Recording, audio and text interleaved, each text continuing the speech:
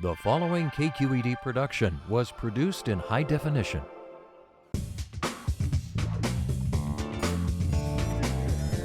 Every single bite needed to be savory. There's Twinkies in there. Wow. It's like a great big hug in the cold city. I mean, that food is about as spicy as I can handle, and my parents put chili powder in my baby food. Like, And I sent French fry bits everywhere, all over the table, and just a lot of chewing. And Okay, my stomach is growling right now. I just want you to know, I'm hungry.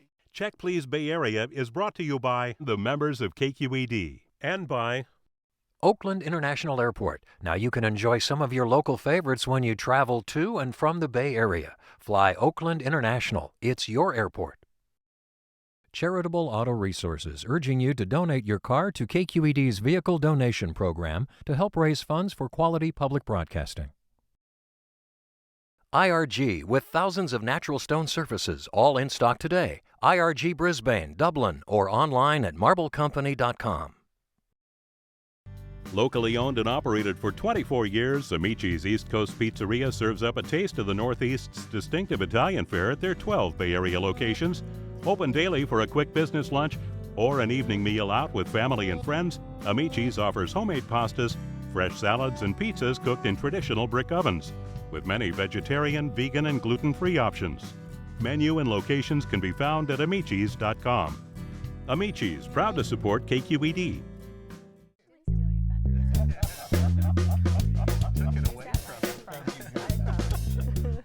Hi, I'm Leslie Sabraco. Welcome to Check Please Bay Area, the show where regular Bay Area residents review and talk about their favorite restaurants. Now we have 3 guests, and each one recommends one of their favorite spots, and the other 2 go check them out to see what they think. This week, Ruth Ann Gonzalez manages strategic growth, new business, and innovation for a retail company. Whether alone or with friends, she targets the top up-to-the-minute eating establishments because eating just for nourishment isn't part of her design. David Nalloway calls himself a sales monkey, but he doesn't monkey around when it comes to food and authenticity in the kitchen. And he's always wanted to talk about food, especially when somebody else is supplying the wine. That's good, I'm your gal here, honey. Free wine right here.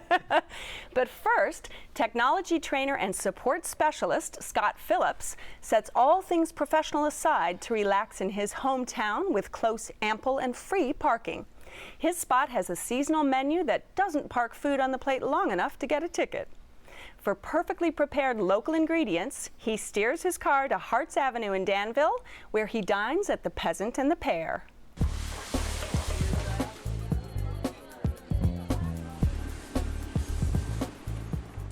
My name is Rodney Worth. I'm with the Peasant The Pear in Danville.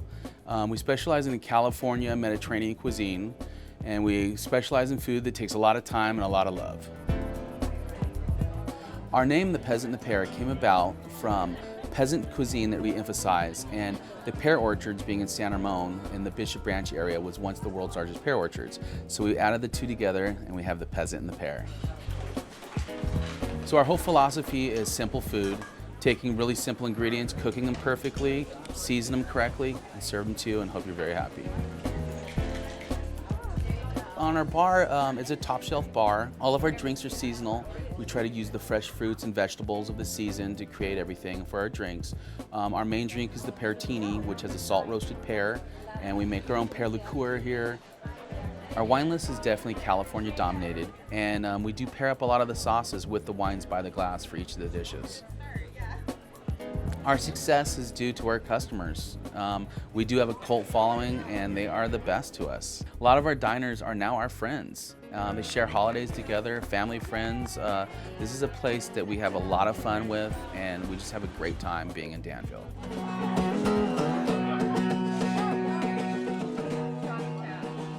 Now, Scott, you have been going to this place for quite a few years, right? Yes, we discovered this back in 2006, shortly after they moved into a downtown Danville spot. And although I was a little reticent to recommend it because it's our little neighborhood spot, opening it up to the rest of the world, it's just going to make it harder to get in. But it's worth it. It's worth the drive. That's right, you'll have clout now. Yes. Right. But you live in Danville, correct? I do. And it's actually, I don't even have to drive. I can walk. It's within walking distance, which makes it nice as well. You can stumble home. Yes, thank you. So what's your favorite dish? Well, I would probably say the lamb shank. I think that's what they're most known for. As a matter of fact, I think our local Diablo magazine recently said it's one of the 101 things to eat before you die. Ooh. And it's just fall off the bone tender, slow cooked, and it's served on a bed of gorgonzola polenta. It is just melt in your mouth, delicious. I'm hungry. Yes. Now, David, is the lamb shank, was that on your menu? It came with one in our group. It was like a Fred Flintstone kind of lamb shank. I mean, the table wanted to tip over when I got on there, and it was delicious. But, one of the things that always bothers me is when you go to a restaurant and you order a pork chop. I hate it when the pork chop is overcooked and comes out like the bottom of my shoe. This pork chop got it just dead on right. It was nice and juicy and as promised. So that made it. We had that the meal same good. experience with the pork chop. One of the diners that I was with had it, and it was by far the best dish. It was the perfect bite with all of the potatoes and the spinach and then the nectarine. It was grilled. It was so amazing. Like all together, it just. Yeah, with a little demi-glace in there. That was good. It was a tasty dish. Well, and another favorite of mine, they always have some type of a lasagna on the menu, and they make all their pasta in-house. It's fresh made. It's just creamy, just delicious. And this time they were serving an eggplant lasagna. And I don't usually steer towards vegetarian dish, obviously, if I eat the lamb shank. But if you have to go vegetarian, it's delightful. And it has, eggplant, and it's got ricotta. But that's a rotating special that they have. Exactly, it's a rotating, but there's always some type of lasagna on the menu. And what else did you have, Ruthann? We actually had some starters, which I would definitely go back just for the starters. We had the mussels and one of the flatbreads, and they were both so different, but it was, the mussels had this corn and the herbs and the wine broth, and it came with this grilled bread that you could just sop up all of the extra juice. So it was delicious. You said wine broth, and speaking of wine, they have to have one of the best priced wine lists in I think the entire Bay Area. Loved the wine list. It was priced well, and the selections were good. It wasn't overwhelming, so that worked out real well. And we went on a Sunday, and it's 50% off on all the bottles, so we just felt like we were being overly treated. You got the $25 dinner, too. It's a wonderful prefix dinner on Sundays. $25 gets you a salad, an entree, and a dessert. Well, and having been going there for several years, we've gotten to know Chef Rodney Worth and his staff and his family. And it's like going home every time we go in there, and he makes it a point. He wants it to be affordable, and considering Danville can be a kind of pricey area, it's a very reasonable menu, just excellent food for the price, I think. So what else did you have? We also had their dessert, their tart, so the pear tart, which they are. Love the tart. It was amazing. So it was the crispy crust. Thank you. I wasn't going to go down there, but okay if you want to. Love the tart. It was wonderful. Everything about it. Just the crust of it was really crispy and then soft inside with the pear, and it's caramelized. It was delicious. I got to tell you, out of everything we had, that was actually the favorite of the whole meal, was that tart. That's really good. Love that tart. Tart was great. You're right, nice and crispy. The pear was good. The ice cream was nice. Well, and they also have a lovely patio area in the back, and we went on a Sunday night as well, and just sitting out on the patio on a lovely summer evening, which we can get lovely summer evenings in Danville. But there's always a few dishes true to the name of the restaurant, Peasant The Pear. For example, we had the white cheddar fondue that's in a garlic rubbed pot, and it's always served with the crusty bread and with fresh pears. And it used to be on a spot that was, I think, the largest pear orchard in the world. That's right. Or one of, That's certainly. right. So, that's right. Yeah. Yes. Okay, Scott, this is your spot. Give us a quick wrap up. Well, it's definitely worth the trip to the East Bay, to Danville, to go to my favorite place, the Peasant The Pear in Danville. Chef Worth and his staff will make you feel like you're there for a Sunday dinner. All right, and Ruthann? I'll definitely return. I love that you can have a really warm meal in a great setting, fine food, delicious drinks, and good company. Okay, and David? Love the Sunday night dinner. Can't beat the pork chop. It was cooked perfectly. Okay, if you would like to try the Peasant and the Pear, it's on Harts Avenue at Diablo Road in Danville. The telephone number is 925-820-6611. It's open for lunch and dinner Tuesday through Sunday with brunch on Sunday. Reservations are recommended, and the average price for dinner is around $30.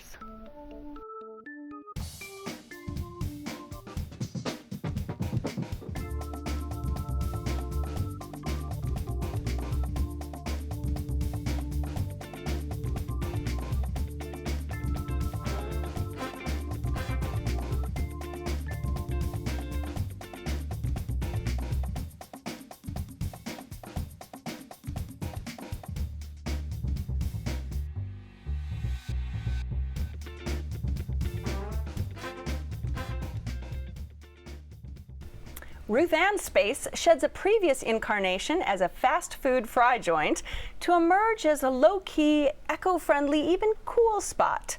A slow food establishment in a fast food shell. It's on Valencia Street in San Francisco, and in recognition of the utensil it once popularized, the place is called Spork.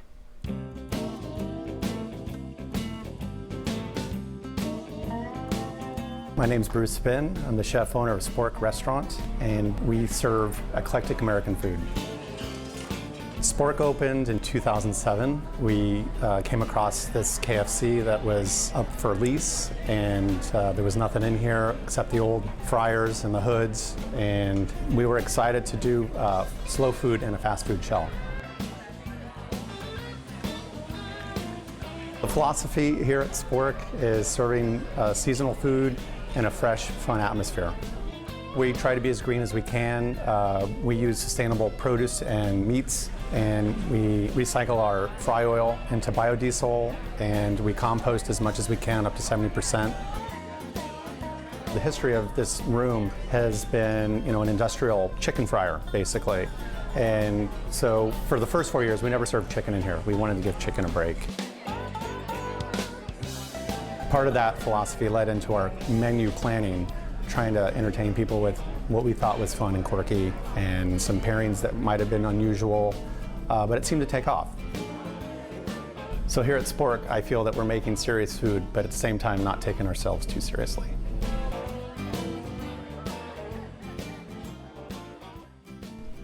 Okay, Ruth Ann, I've eaten with the Spork before, and it's not easy. It's not easy.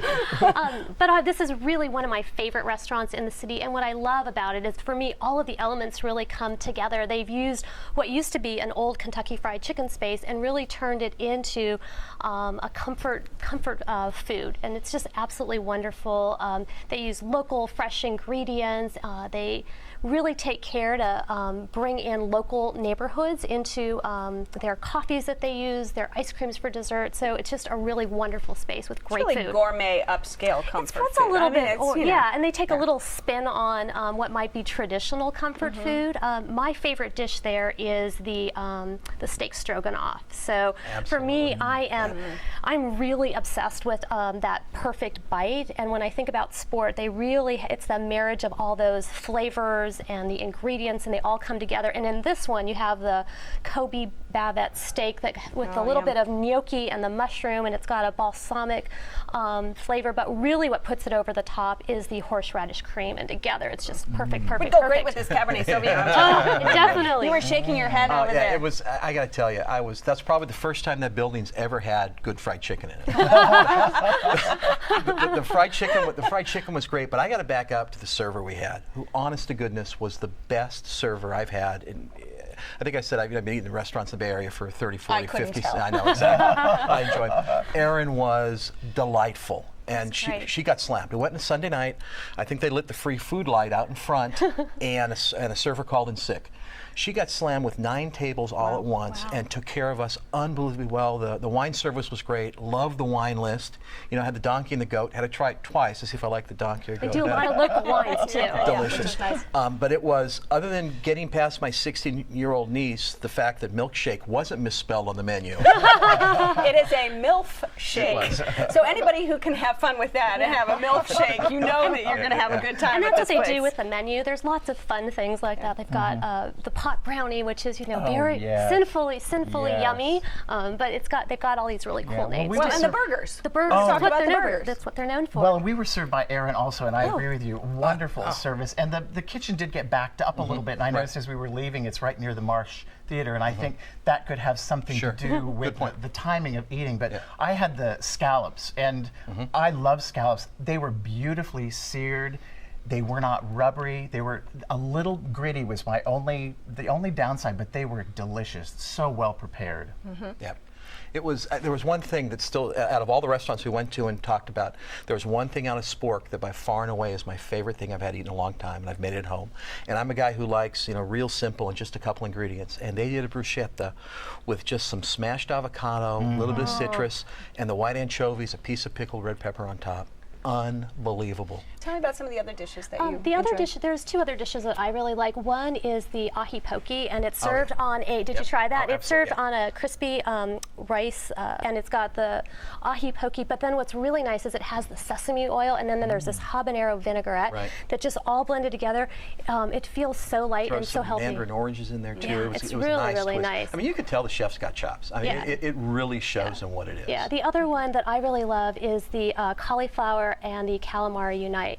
And really, he roasts the cauliflower and then flash fries it, and then he grills the calamari and he blends them together with mint and then the lemon aioli, and it is to die for. It's really, really what other wonderful. dishes did Well, you we have, also Scott? had the goat cheese appetizer. It's in a panko crust, lightly fried, just gooey, melt in your mouth, wonderful, great appetizer, and it has a little arugula salad, which gives it a little bit of bite to contrast with that. It was excellent. Really enjoyed that. Now desserts. All right, is Elvis in the house? He definitely is. Elvis in the house, yes? Wonderful. You know, to think of a dessert as being salty and sweet was just remarkable. And we originally, where there were three of us, we originally ordered 3 desserts, and Aaron rightfully suggested, you know, you might be able to go with 2 if you're going to be sharing them.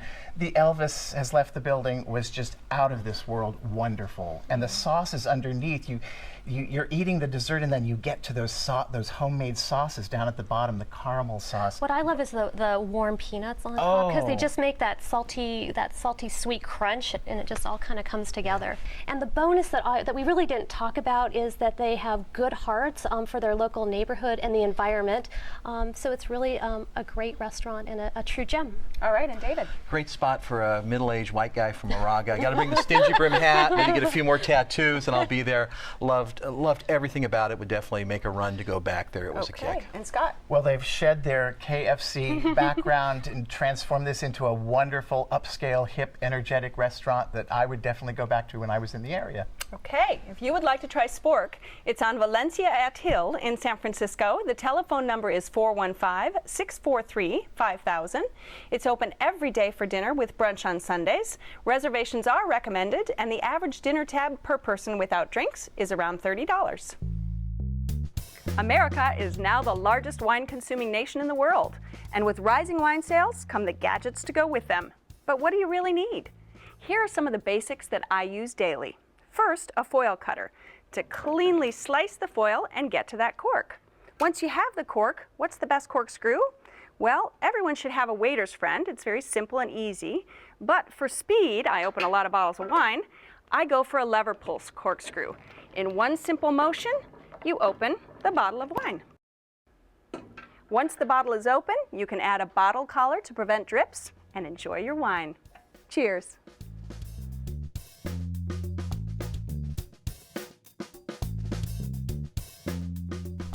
David has traveled all over the world and appreciates many eateries, but he only dreams of one, a spot still serving the dishes he ate on the busy side streets of Rome. The place that brings a tear to his eye is on Grant in San Francisco, and it's called Ristorante Ideale.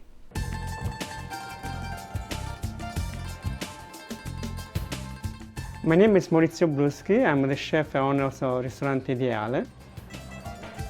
I started working in the restaurant at 16 years old with my parents in Rome, and I found out it was very lovely and I liked the job, cooking, and I still continuing the same recipe in Ideale. The cooking we do in Ideale is a Roman cuisine. We make the fresh pasta and pizza and bread daily. I try to be traditional with a very simple pasta and fish and meat with very good fries. The Roman pizza is very different from different places from Italy. The crust is very thin. They keep the pizza very light. Most of our wine is from Italy, and we try to give the right price. I try the wine, and I pick the one is the best value. I like to go around the tables and talk to all my customers. That's why I enjoy my business. I like to see people come to my place and enjoy the dinner.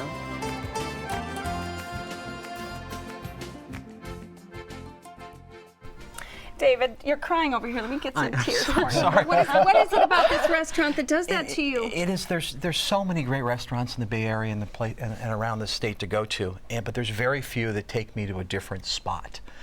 And when you hear Italian restaurant, they're delicious, but they're always a California take on it. This truly is an Italian restaurant. It is loud, it's crowded, it's noisy. The food is phenomenal. I mean, if there's one dish I had before I died, it would be the zucchini tartufate. It is just, it's so simple. It's raw zucchini, some truffle oil, a little bit of citrus, put on top of a little crostini with some duxelle underneath and just a little bit of Parmesan on top. And we took 6 people for dinner. We went through 4 orders of that as an appetizer alone. It's just, but it reminds me. That sounds good. But I grew up in a big Italian family. It reminds me of the food my nonna used to make. I get on my soapbox. I'm traditional. And I go into a restaurant and I see something like spaghetti carbonara, and my wife just runs when it's on the menu because it's never how they make it in Rome, except in this place. We don't put cream in carbonara. It doesn't happen. Nothing else goes in there but the pork, the pasta, some oil, a little bit of cheese, and an egg to stir it all up. And they do it exactly right, time after time. They've been going there for a long, long time. Well, it's been open since 1993. Exactly. I think, yeah. I mean, it's been a North Beach icon really for a long time. I just love it. The service is great. The wine list, you get spoiled going out all the time. Clearly, I do. but I look at that wine list, and it's stuff I've never ever seen. And they've got my favorite white Italian maker, Yerman, is on that list. Oh, Yerman's fabulous. And you don't see it very often. So the wine list is great. The servers are great. They're tolerant of my bad Italian, which I mess up words all the time. Just use your hands. Did you? Were you guys brought to tears by this restaurant? Well, when we walked in, we sat down, and the waiter immediately greeted us with this thick Italian accent. We just knew it really did feel like we were somewhere else other than in the heart of North Beach. And as we were looking over the menu, a friend of mine said, "Oh, well, let's get the calamari." I love calamari. And without even looking at it on the menu, I said, let's order it. And it came. I was expecting deep fried calamari like you would normally get, and it is this beautiful grilled calamari that is so fresh and tender. It's like you're eating steak. You don't even know. The arugula. Oh, it's I'm gonna break a tear right now. Me too. Well, we had a slightly different experience, and we actually had tears in a different way. Well, the calamari, I think for us, it wasn't quite the right mix, and it was a little bit tough. And I think we might have had a little bit different experience because we didn't have that really warm, greeting when we got there. But we did try some of the appetizers, and the thing we really loved was the pizza. So for us, it was that very cracker-like crust with the, we had the prosciutto, because I love prosciutto, and the mozzarella, and that for us was really by far the best dish that we had on the menu. So. What about bread? Anybody get the bread? That was... He makes his own bread. House-made bread. That was the best. Yeah, bread. And house-made pastas. Exactly. And it has so much of a European flavor in there. But you go in the bar, everybody's speaking Italian. It reminds me when I was a kid going to North Beach. You go there, and all the old Italians are there, and that still carries on. And I just love the place. I really. Now, was it really the service that you weren't? I think it was just a combination of things, because I felt like we asked the waiter like what are your signature dishes, and he kind of listed most of the menu. So we were kind of struggling to kind of figure out. But we did have a family-style meal, and I think just for us that night, maybe again it was an off night. The food just that didn't have a lot of the flavors that I kind of expected from something really traditional. So we had the bucatini, we had the carbonara, and then we also had the lasagna. And then we had, because we did family style, we did the pork. I think that night it was a veal shank and the sole. And so, again, I think it's just the balance of flavors, and maybe it was an off night. Well, and with respect to the service, I mean, it's basically a 2-room restaurant. And I noticed that our waiter and his associated bus person was basically serving the entire room. And I was impressed with the fact that I felt like we were getting personalized service, even though he was dealing with a whole room of people. I thought it was remarkable. And let's talk tiramisu. Tiramisu was a hit at the table. Everybody loves his tiramisu. It's pretty darn good. And I don't like tiramisu very much, but this one kind of floats and it's light and gets off the plate and gets right to you. So everybody loves the tiramisu. Remarkable. And we made reservations on Open Table, as we do with most all the restaurants. And I made a notation on the reservation that we were celebrating a friend's birthday. It was never mentioned at the restaurant, and all of a sudden we were done with our entrees and appeared a tiramisu with a candle. Beautifully done. Now, tell if somebody was going, what should they absolutely not miss? Well, clearly the zucchini tartufate shouldn't miss the lasagna. It is like my grandmother's lasagna. It floats too. It's not baked. It's just layered with the fresh pasta. The zuppa di pesce, is what every bowl of cioppino in San Francisco wants to be.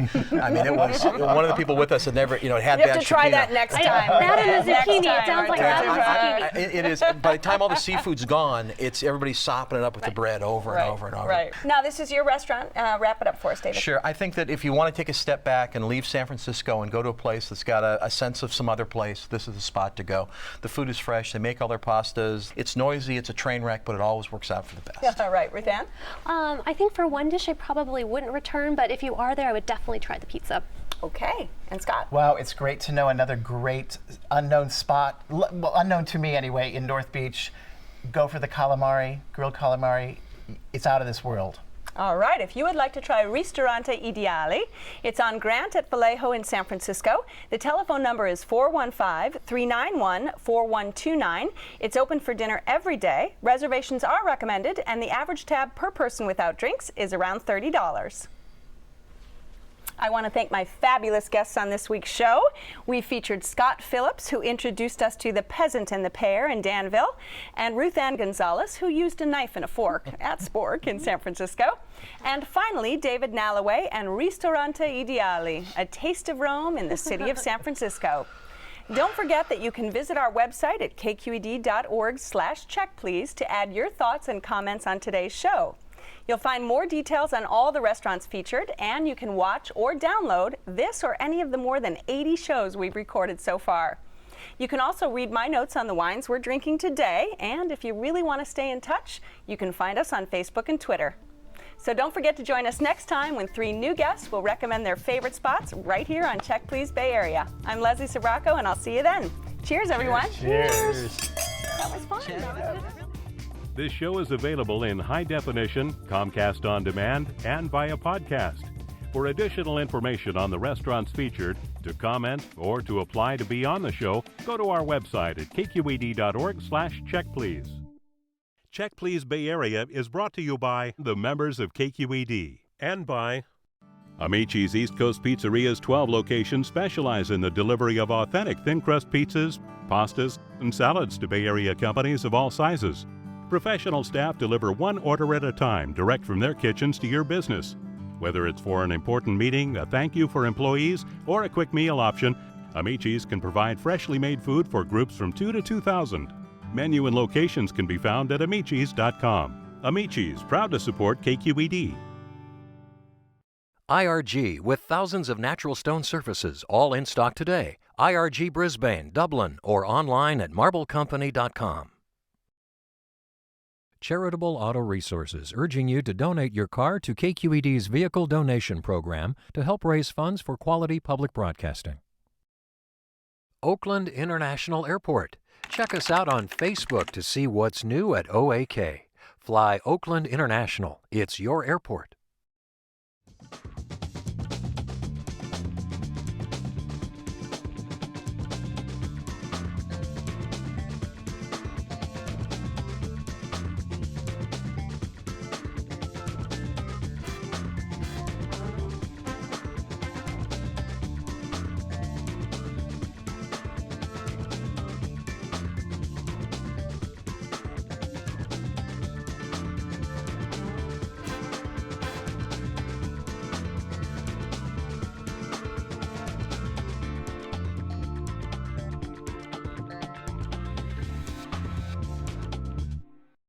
A KQED HD production.